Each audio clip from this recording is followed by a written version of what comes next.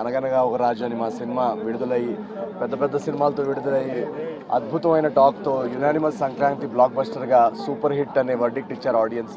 So మా అందరికీ గత 4 రోజులుగా మేము అందరం చాలా సంతోషంగా ఉన్నాం, చాలా ఎమోషనల్గా ఉన్నాం. ఇటువంటి ఒక ఆనందం కేవలం ప్రజలు, ప్రేక్షక దేవుళ్ళు వాళ్ళు వచ్చి సినిమా చూడడం తప్పితే ఇలాంటిది సాధ్యమే కాదు. సో ఇంత పెద్ద సక్సెస్, ఇది మామూలు సక్సెస్ కాదు.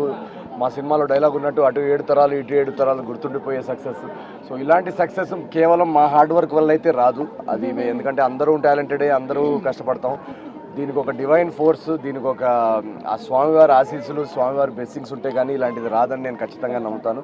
సో అందుకే మేమందరం ఈ సక్సెస్ని స్వామివారికి కృతజ్ఞతా భావంతో తిరుపతికి దర్శనం చేసుకుందామని వచ్చాం. నిన్న సాయంత్రం తిరుపతిలో దిగాము. నిన్న ఫస్ట్ యాక్చువల్లీ థియేటర్స్కి వెళ్ళాం. తిరుపతిలో థియేటర్స్లో రెస్పాన్స్ చూసి మాకు అసలు నమ్మబుద్ధి కాలేదు. థియేటర్స్ అంతా మొత్తం ఇలా ఊగిపోతున్నాయి నవ్వులతో. నిన్న వీక్ డే కావడంతో మేము తక్కువ ఆడియన్స్ ఉంటారేమో అని వెళ్ళాము, కానీ వీక్ డే నాడు కూడా కంప్లీట్ ఫుల్స్